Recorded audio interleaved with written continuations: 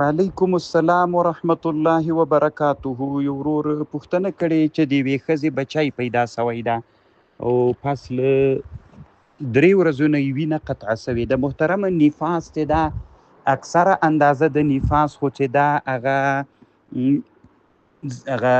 40 ورځې ده. کمه موده یې د نفاس وروره وقت نه ده معلوم، یعنی یو حد نه لري د کمې مودې.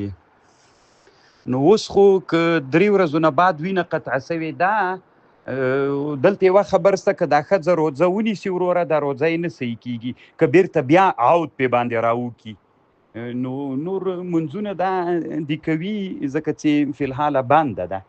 الله دې جوړ لره وروره.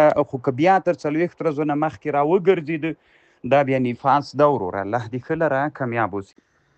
وعلیکم السلام ورحمت الله وبرکاته. یو ورور عصمت الله په نامه باندې د بکوا ولسوالۍ د فراه ولایت نه پوښتنه کړې ده. د ورور پوښتنه داسې ده چې مثلا یو چا دکان وي، که غږ ور وکړي نو غږ ور رسیږي، ډېر نږدې جومات ته دکانونه دي، نو دوی جمع ته نه راځي. محترمه، جمع په مسلمانانو باندې واجب ده. لا صلاة لجار المسجد الا فی المسجد.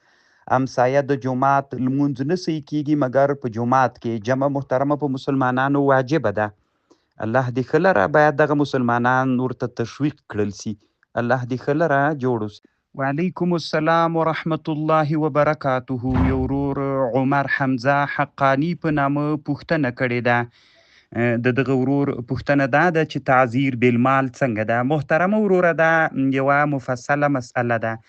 د ما کتاب التحقیقات المفیده فی المسائل المتفرقه، په دې کتاب کې ما په دې مسله تحقیق کړی. ما عکسونه درته واخیستل، در ومې لیږل. نو آخر کې هغه داسې د محترمه حاصل دا چې په ځینو وختونو کې د ضرورت او د مصلحت پر مهال چې کله د اسلامي حکومت لخوا یو منظم قانون ورته جوړ شي چې په ځینو معلومو مسایلو کې د غرامه او تعذیر بالمال واخیستل شي، ان شاء الله جایز ده. اصل محترمه ناروا ده اصل کې، خو په بعضې صورتونو کې چې هغه مصلحت پکې وي بیا جواز لري چې هغه د حکومت له لارې نه یا د هغه خلک چې په مصلحت پوهیږي د هغوی له لارې نه دا کار وسي. الله پاک د روغ جوړ لره وروره، کامیاب اوسي. وعلیکم السلام ورحمت الله وبرکاته. یو ورور پوښتنه کړې ده، فکر کوم د یو د پاکستان نه وي ځکه لهجه یې داسې د مروت غوندې ده. نو محترمه وروره، د تا پوښتنه داسې ده چې د یوه تره واده مې و، نو بیا یې د خپله سونه د ښځې سونه یې ورکړله، یعنې طلا او سره زر یې ورکړله د ترونو ودونو دپاره.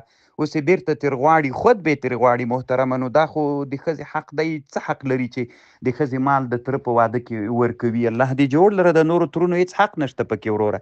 دا خو د همدا د یوه تر حق ده، هغه هم د ښځې حق ده، بیرته به یې ورکوي. الله دې جوړ لره وروره، کامیاب